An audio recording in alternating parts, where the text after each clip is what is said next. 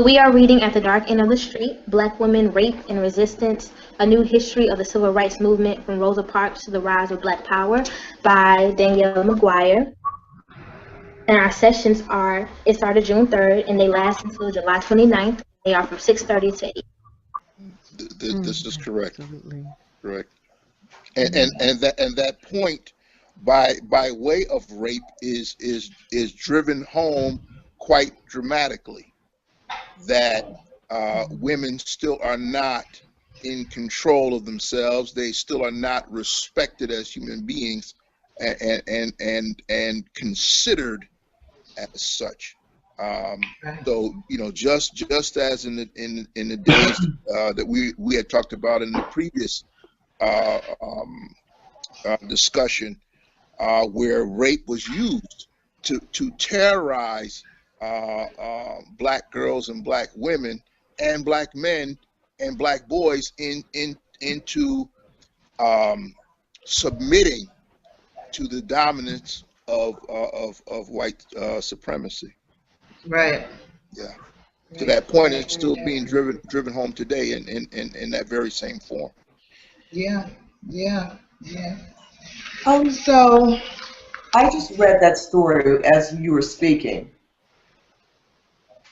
about what happened to this young lady. Jada. And actually they speak of the young man that incriminated himself by talking about. My problem with this whole situation is not only what happened is horrible, but what time are we in? Everyone is so desensitized. It's like a joke. Yes. This is no big deal. Yes. We can go around here at random. And then the sad part about it, during this conversation, he's blaming her. Well, you knew what she knew was going on. If she came over here, she's the one that went to the refrigerator and got a drink. What is that? This was a premeditated situation. Yeah. The boy set this up. Yeah, we know he set it up. The sad part about it is they are so brazen and blatant as if they have no concept of the consequences that he's about ready to pay. I mean, they don't. Well, as your son said to me, this week, nobody cares. I can't even imagine. In his generation, people just don't. Well, there is a mother that does care, and I think, first of all, I don't even know. I don't know what. Ooh, girl, you know what? I just don't even know what to say. I have raised 2 sons, and there's no way on God's earth. I think his prayer would be at that point to arrest me and keep me here till I die. I think that I would just lose my mind. Yeah. I'm not trying. If it was my son, his best bet would to be arrested. You should ask them to come pick me up. That's right. On the street, take it into custody. As long as my mother is on the street, I am in danger. But that's the problem. As long as my father's on the street, I am in danger. Correct. Right. You know what I'm saying? I just couldn't even imagine. And it's so matter of fact, he's smiling as if it is a joke. And I do find that when I went back to college, Michelle, of course, knows about that. Everyone's desensitized, and nothing means nothing. I mean, some of the things the young ladies would say to me was just went beyond my thinking. You know what I'm saying? Wow. It's just, really. And, well, you have to also realize that the college student may be 20 and her mother's 32. Okay, good point. That's the problem. We've got a couple, not a lot of experience. 2 or 3 generations of very young people trying to raise babies by themselves, and they can't do it. Nope. Can't happen. Can't happen. Can't. And and even the way the young ladies would talk to me about themselves and their self-esteem. Now, when Michelle and I have been friends since we were 12 years old, And we love ourselves very much, Labeeb, if you haven't noticed. that passed me by. You know what I'm saying? We just feel good all over. And I couldn't even imagine that we had self-pride. We felt good about, I couldn't imagine things that these young ladies are saying to me. Michelle and I would have never thought it. As a matter of fact, the guys used to call me Miss 500. That's how crazy it was. Yes, they did. Okay? They knew Both better. of Wouldn't that, Michelle? Miss 500, they knew better. You don't even want to go on one, Venita. Don't even bother, because it's not going to happen like that. It's just very sad. It's just so sad. But it happens every day. This is not the first time. It's happened to another young lady. It must have been about a year ago. The same thing I read. They actually showed videos on YouTube, posting them and dragging her, and I mean, it was just horrible. Yeah. We had a case like that in Connecticut, and I was astounded when the mother, this is a pretty well-off family, mind you, and the mother was actually defending her son. What? Yes. He was defending her, said she would do everything in her power. Money was not an issue. To make sure, could you imagine? Where's the belt? Well, that's another problem, Labeeb, is that, now we have a thing called DCF, I think it is. I don't even know the name, because I always told my sons, and I didn't have to spank them, because that's not how we do it. However, I did tell them, the day that you call anyone on me, you might as well simultaneously call Cromwell Funeral Home, because I guarantee you that you're going to need a hearse. If I'm going to go to this place and serve 30 years, I'm going down. Especially the other family's parents, and I know I am. So dial 911 and call Cromwell Funeral Home and see if our finalists get here first. Who's going to get here first? Or you? And I don't mind doing time. I'll join Oprah's book club and I'll read for 30 years. Georgette, do you want to weigh in on this question, and then I think cut it off and come back together tomorrow and pick up from there. Okay. Well, the only thing I wanted to add was that politically, socially, morally, and legally, all of these arenas are areas where whenever women singularly or collectively make some headway, they will knock you back down with it. In the example you gave with the Hobby Lobby. So here we have a company that's really capitalistic, no matter how they try to hide behind their personal religious beliefs.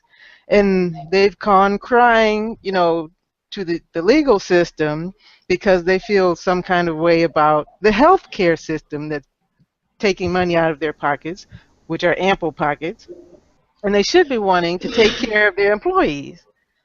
And so now you have the legal system working hand in hand, with them to still take away the rights of the women over their own bodies. And here, which is so crazy, you want to prevent me from using birth control, but then you'll complain if I'm on welfare, because now I have children and I can't afford a babysitter or daycare to come to work for the small amount of money that you're paying me an hour. Now I'm a problem. I'm a weight on society. Why don't you help me lift myself up? So I'm seeing, all of these things working together. And and I mean, since you say that, abortion is the other piece of it. Whatever anybody thinks about abortion personally, how is it anybody else's right to tell an individual woman what she can do with her body?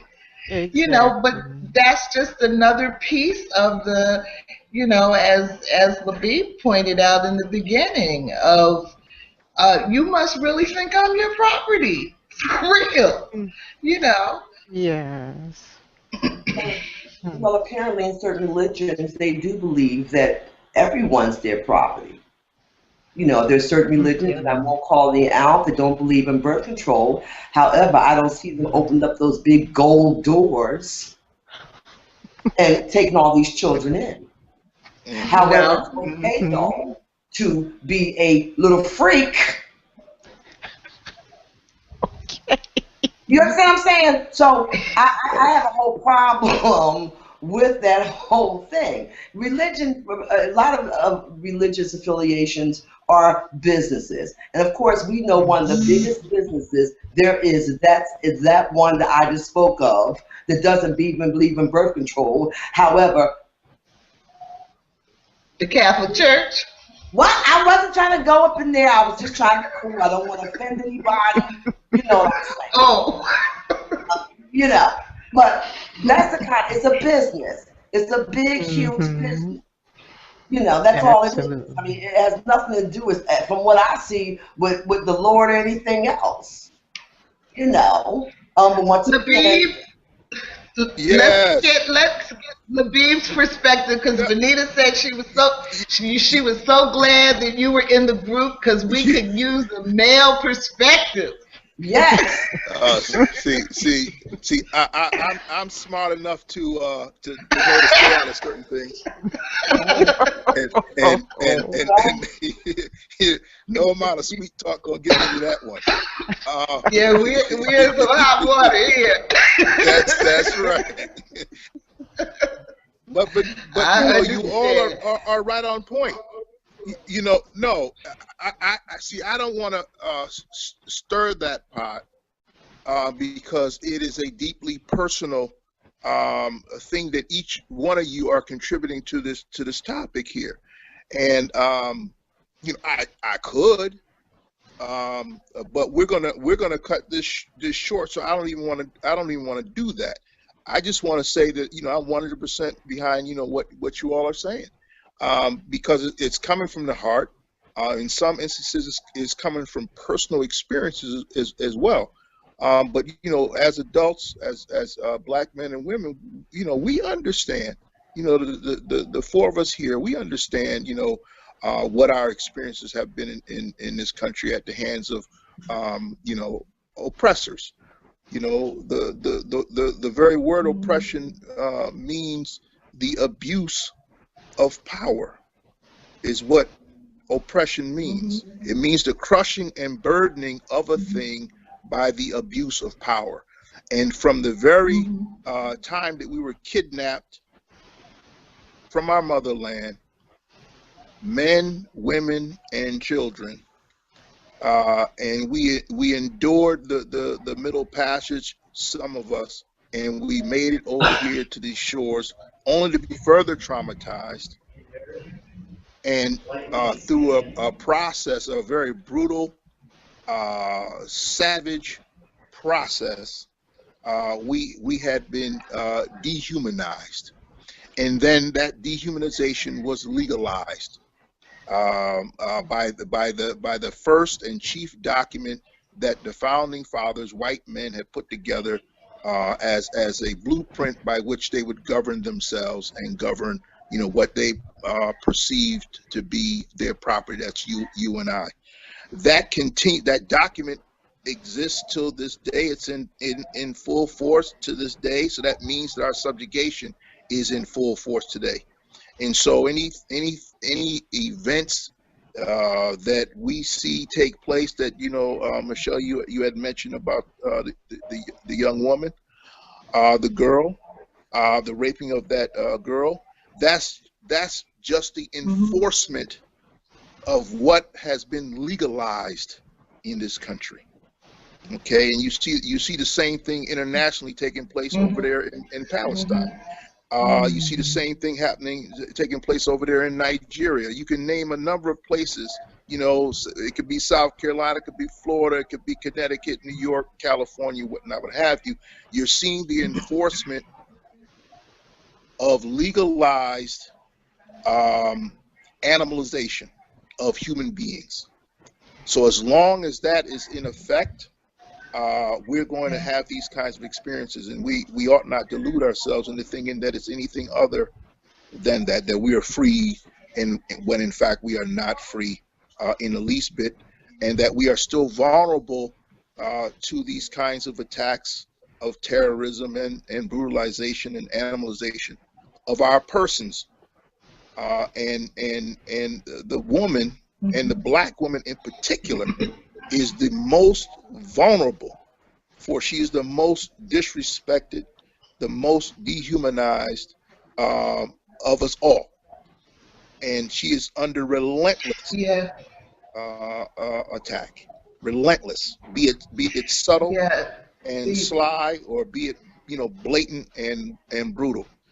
And so again, what we have to do as Black people in general, and Black men in particular, not to be chauvinistic or anything like that, but to exert our strength and our power to beat back this relentless attack on our women. Because when our women are attacked and rendered defenseless, that's an attack on all of us, because it is through women that we get the next generation.